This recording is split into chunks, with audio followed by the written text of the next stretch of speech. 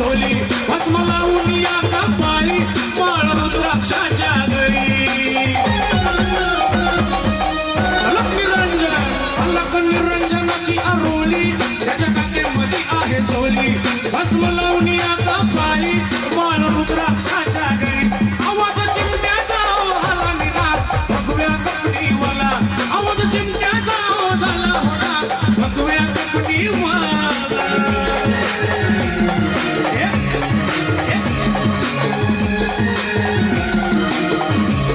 बाबा मंगल फिरून आला होणार भगव्या कपडीवाला बाबा मंगल फिरून आला होणार भगव्या कपडीवाला बाबा मंगल फिरून आला भगव्या कपडीवाला भगव्या कपडीवाला